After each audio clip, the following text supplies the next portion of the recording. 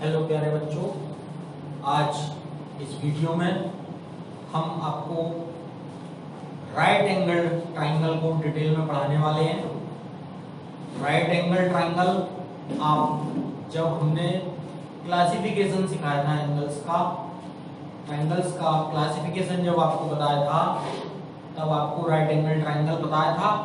लेकिन अब हम राइट एंगल ट्राइंगल को स्पेशल केस में डिटेल में पढ़ने वाले हैं, क्योंकि ये बहुत इंपॉर्टेंट है, आगे तक काम आने वाला है।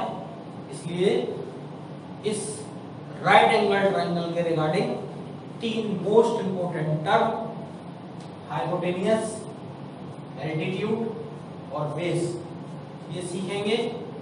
कौन सी थ्योरम इसमें अप्लाई होती है वो सीखेंगे और इसको डिटेल में देखते हैं। शुरू करते हैं।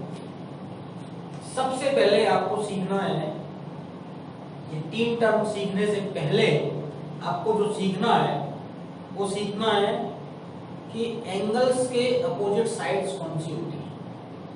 किसी एंगल के अपोजिट साइड को किस तरीके से आइडेंटिफाई किया जाता है वो आप सीखेंगे। क्लियर? तो देखिए, ट्राइंगल में आप जानते हैं 3 एंगल होते हैं। तो इस ट्राइंगल में, ये जो ट्राइंगल मैंने बनाया हुआ है राइट एंगल ट्राइंगल, यहाँ पर ये जो एंगल बी है ये 90 डिग्री का एंगल है।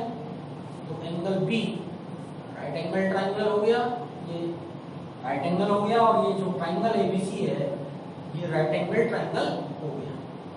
तो 3 एंगल कौन कौन से हैं इस ट्राइंगल में? Angle A, angle B and angle C. तो ये तो आप ट्राइंगल में देख ही सकते हैं कि एंगल कौन कौन से हैं। अब इस एंगल के अपोजिट साइड्स हमको पता करनी है। तो उसमें 3 साइड्स कौन कौन सी हैं? साइड ए बी, एक साइड है ए बी, दूसरी साइड है बी सी और तीसरी साइड है ए सी। सी ए बी कह सकते हैं, ए सी भी कह सकते हैं, तो कोई बात नहीं है, आप जानते हैं इस बात को पहले से ही। तो आप देखें, एंगल ए के opposite side means angle A के सामने वाली साइड। तो एंगल ए के सामने वाली साइड, ये एंगल ये है, ये एंगल है, इसके सामने ये साइड आपको देख रहे हैं आप बीसी। तो एंगल ए के अपोजिट साइड कौन सी हो गई? बीसी। इसी तरीके से एंगल बी जो कि राइट एंगल है, तो इस राइट एंगल के सामने वाली साइड कौन सी हो गई? एसी। इसी तरीके से एंगल सी के अपोजिट साइड कौन सी हो गई? एबी। तो सबसे पहले जो आपको सीखना है वो आपको सीखना है कि एंगल्स के अपोजिट साइड्स को कैसे हम कंसीडर करें, कैसे हम फाइंड आउट करें। तो वो आप जब सीख जाएंगे उसके बाद इन तीनों टर्म को सीखने में आसानी रहेगी। ठीक है? क्लियर?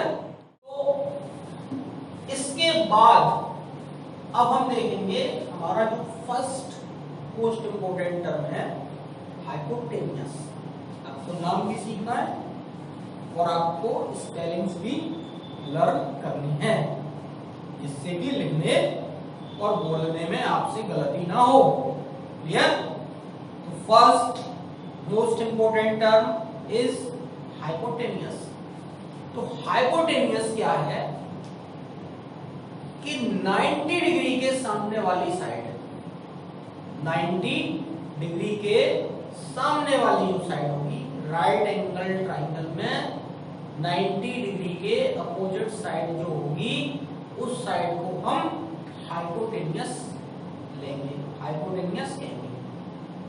तो सबसे पहले आपको यह पता करना है कि किसी भी राइट एंगल ट्राइंगल में हाइपोटेनियस किस तरीके से पता करें।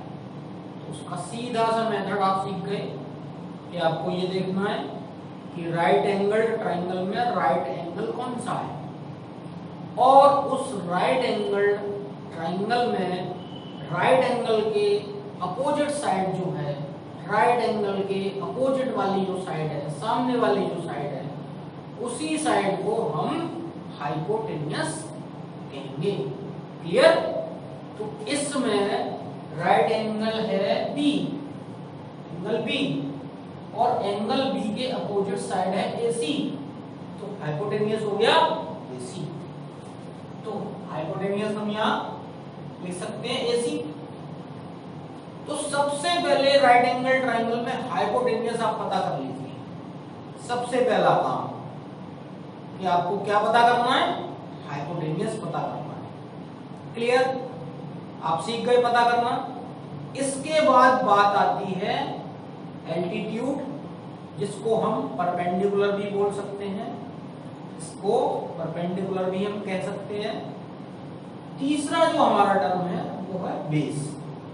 तो एल्टीट्यूड या परपेंडिकुलर और बेस को कैसे पता किया जाता है, अब हम वो सीखेंगे। क्लियर? तो देखिए, एल्टीट्यूड और बेस जो है हमारे, वो दो साइड्स हैं जो 90 डिग्री के एंगल्स की आर्म है। 90 डिग्री के एंगल की आर्म जो है, वो एक आर्म उसकी एल्टीट्यूड होगी और दूसरी जो आर्म होगी वो होगी बेस। क्लियर?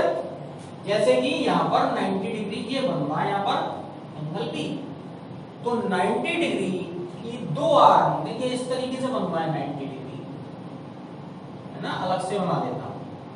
ये एंगल बी और एक साइड हो गई बीसी, एक आर्म बीसी हो गई और दूसरी आर्म हो गई एबी।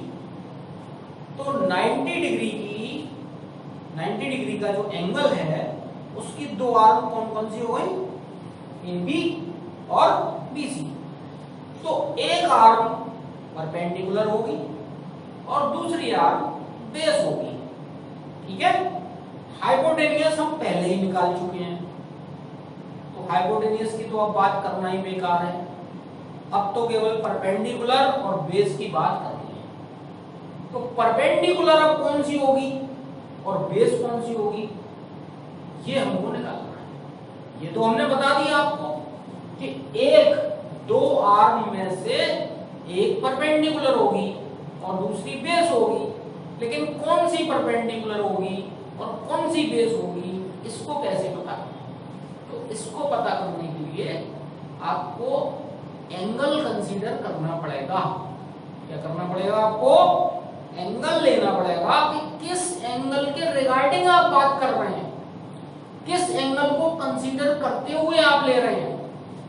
अगर आप इस एंगल को कंसीडर कर रहे हैं, सपोज आप एंगल ए कंसीडर कर रहे हैं, तो एंगल ए के अपोजिट साइड कौन सी हो गई? बीसी। एंगल ए के अपोजिट साइड कौन सी हो गई? बीसी। तो एंगल ए के अपोजिट साइड जो बीसी है वो कहलाएगी हमारी परपेंडिकुलर या एल्टीट्यूड। तो ये परपेंडिकुलर हो गई किसके लिए? एंगल ए के लिए। This is BC.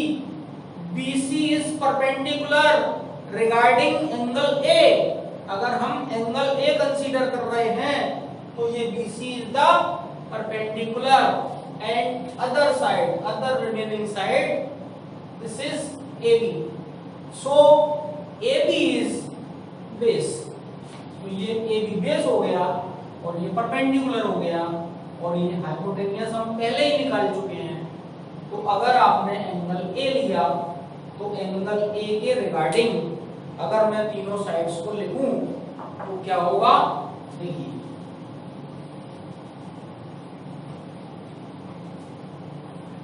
Angle A के रिगार्डिंग मैं तीनों साइड्स लिख रहा हूं। एंगल ए के रिगार्डिंग तीनों साइड्स लिख रहा हूं। क्लियर?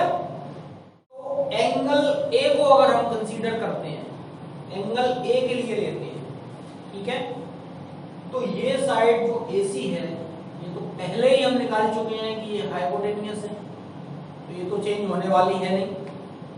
चेंज होने वाली हैं दो साइड्स, एक एल्टीट्यूड और दूसरी बेस।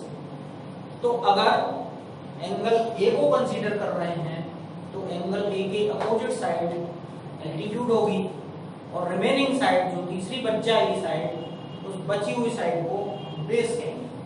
तो एंगल ए के लिए क्या होगा, AC is hypotenuse, angle A के opposite side BC is altitude and this remaining side AB is base. तो ये तीनों लिख सकते हैं हम फॉर एंगल ए। अगर हम एंगल C की बात करें, सॉरी एंगल B की, तो एंगल B तो राइट एंगल है, तो इसके साइड सामने वाली साइड तो ये AC हो ही गई हाइपोटेन्यूस, इसकी तो बात ही नहीं करनी। अब इस या तो इस एंगल की बात करनी है या इस एंगल की बात करनी है। तो एंगल A के लिए ये कंडीशन रही। अब अगर एंगल C की बात करें, एंगल C के रिगार्डिंग देखें हम, तब क्या होगा, एंगल C के रिगार्डिंग जो होगी बात, उसको अब मैं आपके सामने लिख रहा हूं। तो एंगल अगर C को कंसीडर करते हैं तो एंगल C के लिए क्या होगा, ये 90 डिग्री का एंगल B, 90 डिग्री के सामने वाली साइड ऑलवेज हाइपोटेन्यूस, तो ये AC हाइपोटेन्यूस हो गया। चूंकि हमने एंगल C कंसीडर किया है, इस बार हम एंगल C को कंसीडर कर रहे हैं, तो एंगल C के अपोजिट साइड AB ये एल्टीट्यूड हो जाएगी, तो ये एल्टीट्यूड हो गई AB। रिमेनिंग साइड अब रही BC, तीसरी साइड जो बच गई वो रही BC, तो BC को हम कहेंगे बेस। तो एंगल A को जब हमने कंसीडर किया तब BC एल्टीट्यूड था और AB बेस था, लेकिन जब हमने एंगल C को कंसीडर किया तो ये एल्टीट्यूड और बेस बदल गए, हाइपोटेन्यूस नहीं बदला। हाइपोटेन्यूस तो ऑलवेज 90 डिग्री के सामने वाली साइड ही रहता है, तो हाइपोटेन्यूस तो यहाँ पर भी AC था, यहाँ पर भी AC है, लेकिन एंगल बदलने से एल्टीट्यूड और बेस बदल जाते हैं।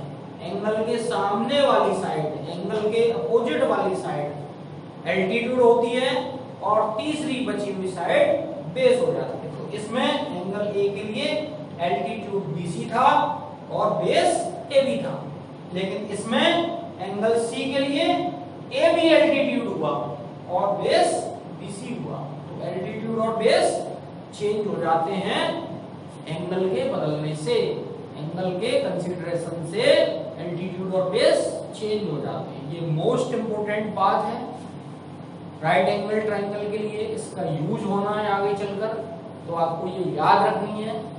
और राइट एंगल ट्रायंगल में एक थ्योरम यूज होती है जिसको हम पाइथागोरस थ्योरम कहते हैं, इसको हम अगले वीडियो में आपको पढ़ाने वाले हैं।